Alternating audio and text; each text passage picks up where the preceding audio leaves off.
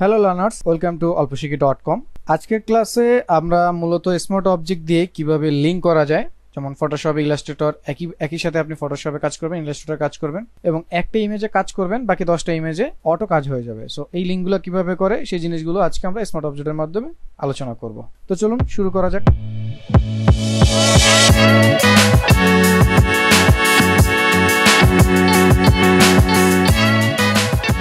প্রথমে আমি এখান থেকে একটা ইমেজ নিয়ে আসতেছি। সো এই ইমেজটাকে ওপেন করে নিচ্ছি। তো এই ইমেজের উপরে আমি আরেকটা ইমেজ নিয়ে আসতেছি। সো ইমেজটা নিয়ে আসলাম, তো এটাকে আমি আমার মতো বড় করে নিচ্ছি। সো লেয়ার প্যানেলটা ওপেন করে আমরা এখানে দুইটা ইমেজ বা দুইটা লেয়ার দেখতে পাচ্ছি। তো আপনি ইলাস্ট্রেটরে, ফটোশপে একই সাথে যদি কাজ করতে চান, এই স্মার্ট অবজেক্ট আপনাকে খুব হেল্প করবে। তো প্রথমে আপনি যেটা করবেন, বাইরে থেকে যখন আপনি ইমেজ নিয়ে আসবেন, আমাদের এডিট থেকে প্রেফারেন্সের জেনারেলের এই সেটিংটা যদি অন থাকে, always create smart object when placing, তো সেই ক্ষেত্রে সবসময় এটা স্মার্ট অবজেক্ট আকারেই প্লেস হবে। তো যতটুকু বড় করা দরকার, যেভাবে করা দরকার সেভাবে করে আপনি এটাকে কি করবেন, একবার প্রথমে রাস্টারাইজ লেয়ার করবেন। প্রথমে এটাকে রাস্টারাইজ লেয়ার করবেন, দেন আবার এটাকে এই অবস্থায় রাইট ক্লিক করে স্মার্ট অবজেক্ট করবেন। এখন আমি আমার সফটওয়্যারের মধ্যে এই ইমেজের যে ডাটাটা আছে সেটা আমি প্রিজার্ভ করে দিলাম বা লক করে দিলাম। তো এই অবস্থায় দেখেন, প্রথমে আমার এই ছবিটার ব্যাকগ্রাউন্ড রিমুভ করতে হবে। তো ব্যাকগ্রাউন্ড রিমুভটা আমরা একটু ডিফারেন্ট ভাবে করতেছি। যেমন প্রথমে আমি এই ইমেজটাকে কয়েকটা কপি করতেছি। দেখেন এইখান থেকে কয়েকটা কপি করতেছি। সো খেয়াল করবো, কয়েকটা কপি করতেছি আমি। সো 4টা কপি করলাম। তো এবার এটাকে একটু ছোট করে দিচ্ছি, এইটাকে একটু ছোট করে দিচ্ছি, এইটা যেভাবে আছে ধরুন সেভাবে আর একটু বড় করে দিচ্ছি সাপোজ। এখন আমি চাচ্ছি এই যে কপি, যে আমার স্মার্ট অবজেক্টগুলো কপি যে লেয়ারটা হলো, যে কোনো একটায় আমি স্মার্ট অবজেক্টের থাম্বনেইল যে আছে বা আইকন যেটা আছে, এখানে এই যে আইকনটা যেটা আছে, এই আইকনের উপর আমি ডাবল ক্লিক করব।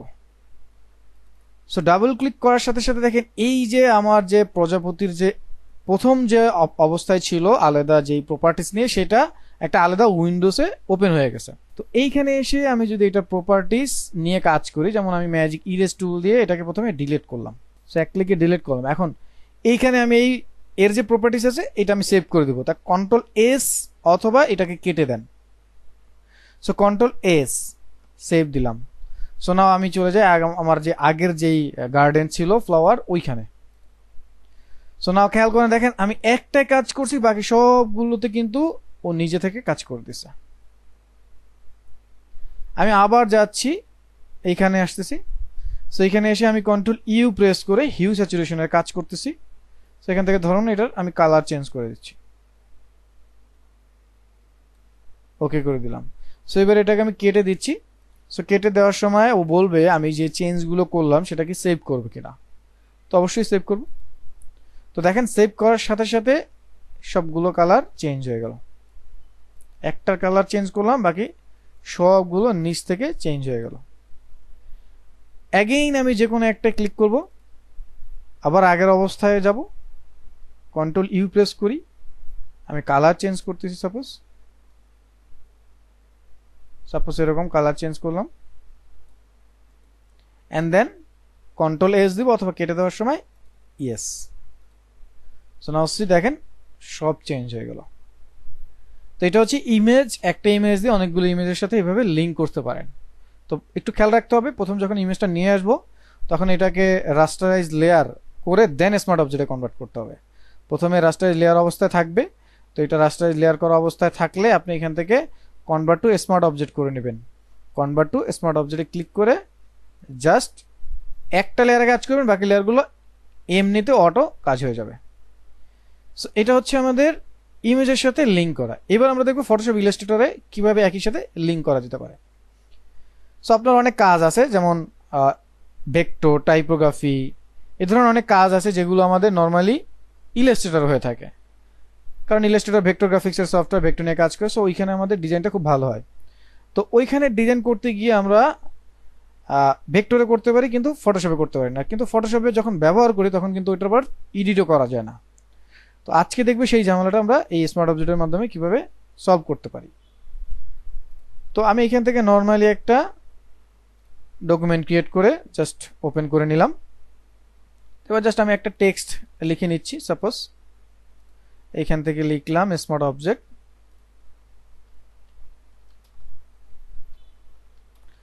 সো স্মার্ট অবজেক্ট লিখে দিলাম, এটাকে একটু বড় করে নিলাম, এটাকে 2টা লাইনে করে দিচ্ছি, ফন্টটাকে একটু চেঞ্জ করে দিচ্ছি, সো একটু বড় করে নিচ্ছি। ওকে, ধরুন এটা আমার একটা টাইপোগ্রাফি। সো এটাকে আমি ভেঙে সাপোজ ক্রিয়েট আউটলাইন করলাম, দেন এটাকে আমি একটা অল্টার ধরে কপি করে এটার একটা ডিফারেন্ট কালার, একটু উপরের দিকে ডিফারেন্ট কালার নিয়ে নিচ্ছি।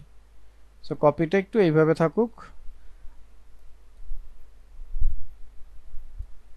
কপি করে একটাকে ডার্ক দিয়ে দিচ্ছি আর একটা লাইট। সো লাইটটা উপরে থাকবে, ডার্কটা নিচে থাকবে, এরকম সাপোজ। এখন এই অবস্থায় আমি এইটাকে পুরোটাকে সিলেক্ট করে কন্ট্রোল সি দিয়ে আমি কপি করব, অথবা এটাকে ড্র্যাগ করে যদি ফটোশপের উপরে নিয়ে আসি, ড্রপ করে যদি ছেড়ে দিই। সো ছেড়ে দেওয়ার সময় এইটা অটো স্মার্ট অবজেক্টে কনভার্ট হয়ে আসে। দেখেন অটো স্মার্ট অবজেক্টে কনভার্ট হয়ে আসে। কিন্তু যদি কপি করে কন্ট্রোল ভি দ্বারা পেস্ট করেন তাহলে ও আপনাকে একটা অপশন আলাদা দিয়ে দিবে যে এখানে আপনি কি চান যে স্মার্ট অবজেক্ট আকারে পেস্ট হোক নাকি পিক্সেল, পাথ, শেপ। তো যদি পাথ আকারে চান তাহলে পাথ আকারে হবে, স্মার্ট শেপ আকারে চাইলে শেপ, পিক্সেল আকারে চাইলে পিক্সেল, স্মার্ট চাইলে স্মার্ট। সো আমরা নর্মালি স্মার্ট আকারে রাখবো, দিয়ে ওকে করে দিচ্ছি, অথবা এরকম ড্র্যাগ অ্যান্ড ড্রপ। তো এই অবস্থায় এটাকে রেখে আমি এন্টার করে দিলাম, এন্টার করে দিলাম জাস্ট এই অবস্থা। এখন আমি আমার এই ইলাস্ট্রেটরে এটা ডিলিট করে দিলাম। দেখেন এটা কিন্তু আমি সেভও করি নাই, সো ডিলিট করে দিলাম, অথবা আমার এই পুরো সফটওয়্যারই হচ্ছে অফ হয়ে যেতে পারে, কোনো সমস্যা নেই। তো এখন আপনার ধরেন মনে হচ্ছে যে এইটাকে এডিট করবেন। তো এই যে আমরা স্মার্ট অবজেক্টে কনভার্ট করে রাখলাম, এই স্মার্ট অবজেক্টের থাম্বনেইলের উপরে যদি আমরা ডাবল ক্লিক করি, এটা আবার ইলাস্ট্রেটরের যে সফটওয়্যার আছে সেই সফটওয়্যার অটো এটা ওপেন হবে। তো ওপেন হচ্ছে, ওপেন হয়ে গেল। সো নাও সি দেখেন এই পুরো জিনিসটা আবার আপনার এডিটের আওতায় চলে আসলো। এখন আমি ধরেন এটা সাপোজ এটার কালারটা একটু চেঞ্জ করে নিচ্ছি।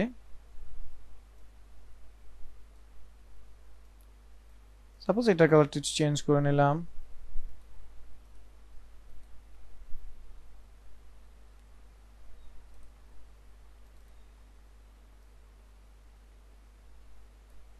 এটার কালারটা একটু চেঞ্জ করে নিলাম। দেন এই অবস্থায় আমি কন্ট্রোল এস দিব, মানে সেভ। সো সেভ দিলাম, এখন আমি ফটোশপে চলে যাব। সো ফটোশপে দেখেন অটো সেভ হয়ে গেল। আমি এখানে এসে আবার আমি এটাকে সিলেক্ট করে এখান থেকে ইফেক্ট, স্টাইলস, আমি একটু আউটার গুলোতে গেলাম। সো এখান থেকে আমি কিছু আউটার গুলো দিচ্ছি, কালার নিলাম সাপোজ, দিয়ে ওকে করে দিলাম। দেন কন্ট্রোল এস সেভ, জাস্ট ফটোশপে চলে যাই। নাও সি এখানে এটা চলে আসছে। আমরা এই ইমেজটাকে একটু ডার্ক করে দেই, ইমেজটাকে সাপোজ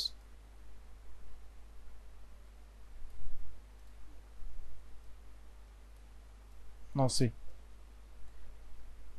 তো এটা যদি কাটা অবস্থায় থাকে কোনো সমস্যা নেই, আপনি আবার এখানে ডাবল ক্লিক করেন। সো ডাবল ক্লিক, এটা ওপেন হয়ে যাবে। দেন আপনি আপনার মতো এডিট করেন। সাপোজ আমরা এটাকে একটু আলাদা করে নিচ্ছি,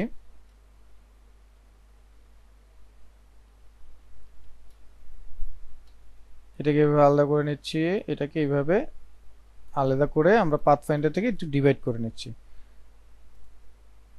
ডিভাইড, আনগ্রুপ। তারপরে দুটাকে সিলেক্ট করে আমরা এক স্টেপ একটু, মানে জাস্ট এক স্টেপ একটু উপরে দিয়ে দিচ্ছি।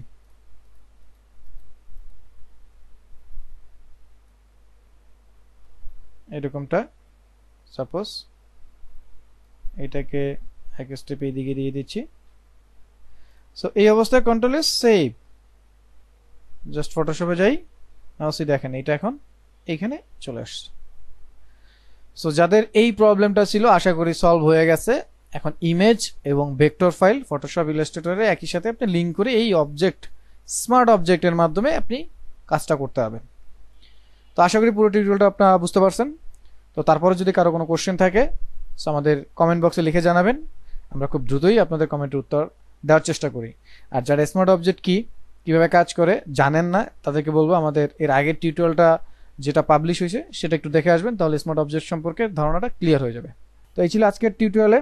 ভালো থাকেন, সুস্থ থাকেন, দেখা হবে পরবর্তী টিউটোরিয়ালে। আসসালামু আলাইকুম।